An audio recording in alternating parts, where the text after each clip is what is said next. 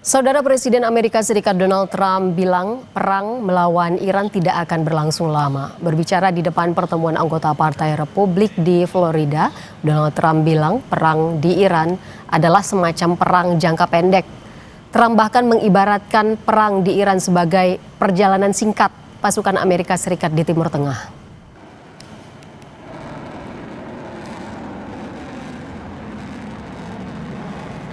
So with your help and hard work, we're making America great again, and we're doing it much faster than we thought, and it's better, stronger, and our country is doing really well. I mean, at a level that nobody thought. We took a little excursion because we felt we had to do that to get rid of some evil, and I think you'll see it's going to be a short-term excursion.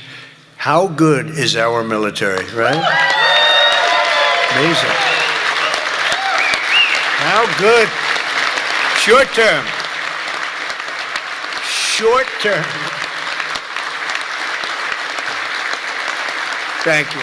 They're great.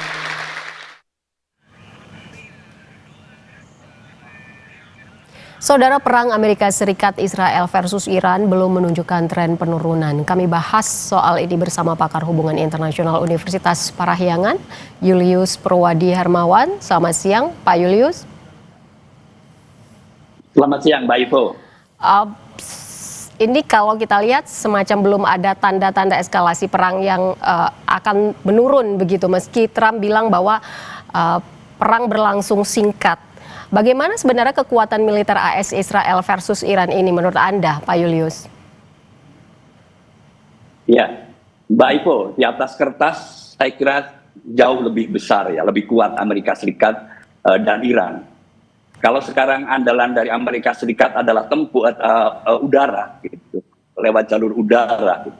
Kekuatannya antara 13.000 dibandingkan dengan 500.000, 500 ya, pesawat tempur yang dimiliki oleh Iran. Coba itu saya kira tidak berbanding sama sekali. Gitu. Jadi luar biasa. Didukung oleh teknologi saya kira, karena andalannya adalah udara.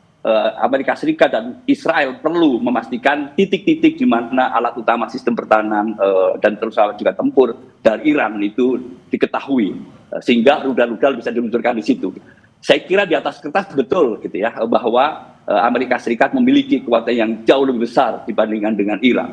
Tetapi persoalannya adalah Iran tentu saja juga punya kekuatan yang lain, termasuk armada daratnya nanti yang sudah disiapkan seumpama Amerika Serikat melancarkan serangan darat didukung oleh Israel, dan Iran jauh lebih siap untuk pertempuran darat ini.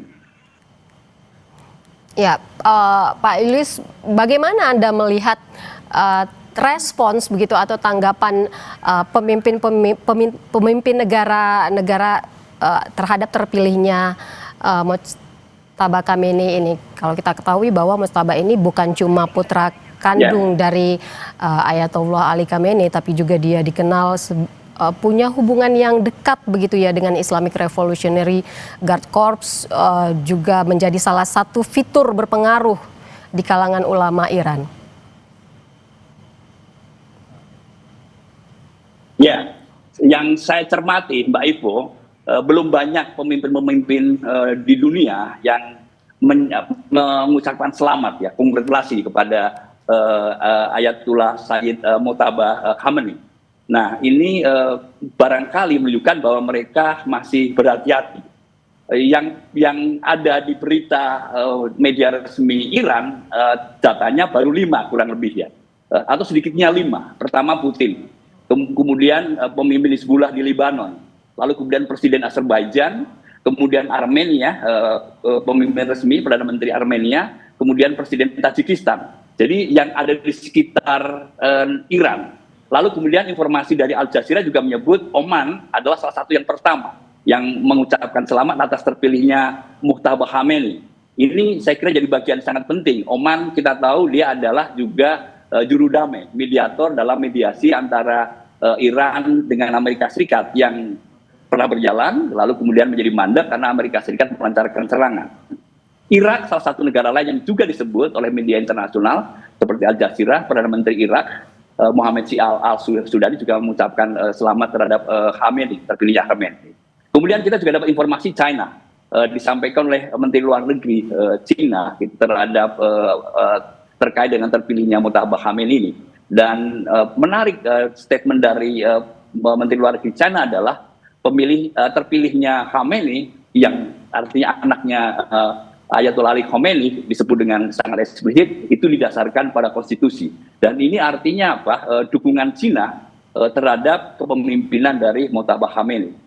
Nah, catatan lain juga dari Uni Eropa ini juga menarik ya, dan ini saya kira harus didengar oleh Amerika Serikat dan Israel bahwa adalah hak dari Iran untuk memilih pemimpinnya, dan seharusnya negara-negara lain dicampur terhadap. Jadi kita berharap Indonesia juga nanti akan segera menyampaikan ucapan selamat ya terhadap terpilih, dan ini itu bagian dukungan yang sangat penting bagi Iran dalam.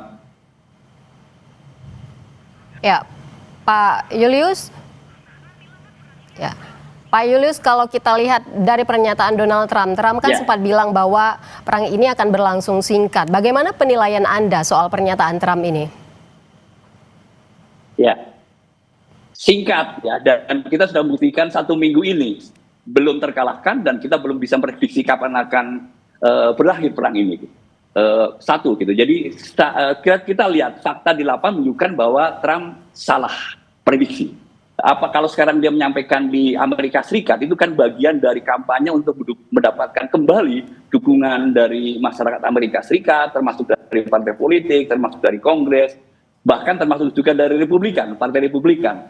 Nah, yang kita ketahui adalah gitu ya, minggu lalu Presiden Iran sudah sangat jelas dalam merespon Trump gitu, yang Trump mengatakan bahwa tidak ada negosiasi, yang harus dilakukan oleh Iran sekarang adalah menyerah tanpa syarat, dan itu langsung direspon oleh Presiden Iran yang menyatakan bahwa tidak mungkin menyerah sama sekali.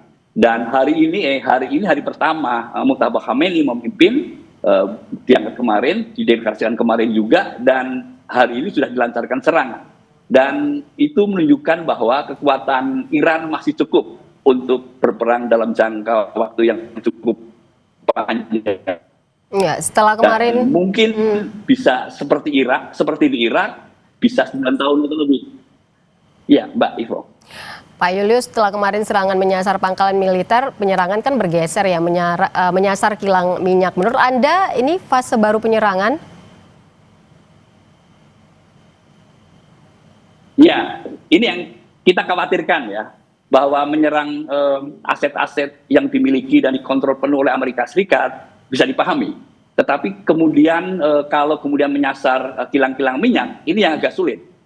Kemarin sudah ada kecaman terkait dengan serangan ke hotel-hotel, gitu ya, ke bandara, yang Menteri Luar Negeri Iran kan minta maaf, mohon maaf, ini collateral damage, ya, tidak disengaja, gitu, serangan terhadap non aset-aset militer Amerika Serikat.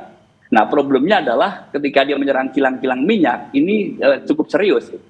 Saya nggak bisa membayangkan Menteri Luar Negeri Iran, kemudian Presiden Iran, bagaimana mereka bisa menjelaskan kepada negara-negara sahabat mengapa menyerang kilang minyak yang di luar kontrol dari Amerika Serikat. Jujur ini yang kita dalami betul gitu.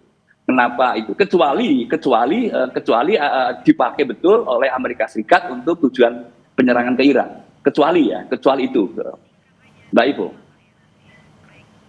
Jadi menurut Anda ini jadi bagian strategi Iran begitu menyasar lokasi strategis publik, Pak Julius?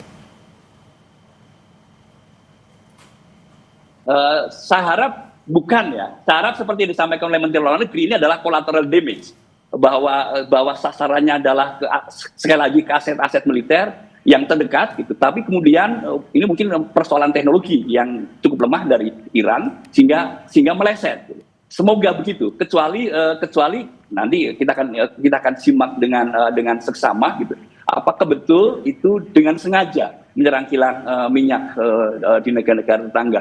Karena itu pasti akan sulit menjelaskan kepada negara-negara tetangga. Kenapa itu yang diserang? Sekali lagi, kalau kita memegang pernyataan dari Menteri Luar Negeri Iran dan juga Presiden Iran, tidak akan menyerang di luar itu, di luar aset. Dan kita harus hati-hati juga Mbak Ivo ya, kita harus hati-hati juga gitu, karena sekarang kan yang terjadi adalah seperti propaganda gitu. Siapa menyerang apa? Kalau kita bisa simak lagi dan saya bisa tambahkan lagi, ingat pada hari pertama Amerika Serikat ternyata dan ini fakta-fakta kelihatannya mengarah ke sana dengan sengaja atau mungkin juga tidak sengaja menjatuhkan rudal di sekolah yang ada 130-an lebih ya meninggal dunia, dan ini sekarang menjadi isu besar di Amerika Serikat. Kenapa? Anak-anak yang menjadi sasarannya gitu. Nah, jangan-jangan ini bagian strategi lawan untuk itu. Tetapi saya belum dapat informasi yang terkonfirmasi Mbak Ivo terkait dengan satu ini.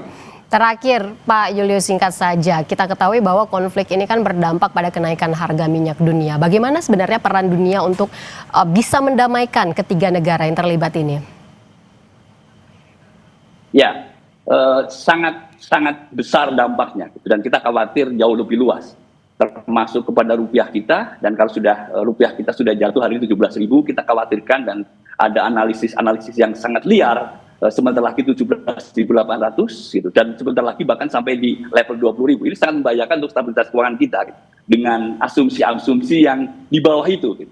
Nah, sekarang bagaimana dunia gitu, harusnya bereaksi. Nah, menurut saya sudah waktunya, saya kira, negara-negara yang cukup berpengaruh, yang punya hubungan baik dengan Iran gitu ya, dan juga termasuk hubungan baik dengan Donald Trump untuk melakukan tindakan-tindakan yang proaktif.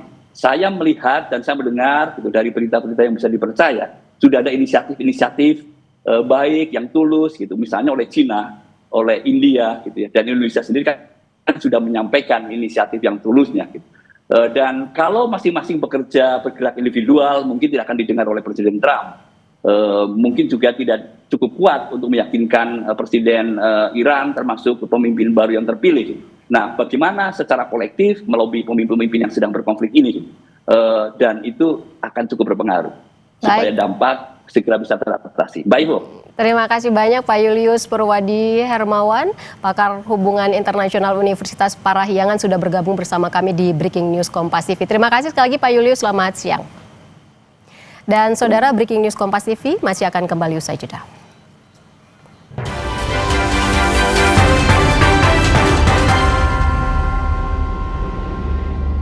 Keserakahan menjadi bencana.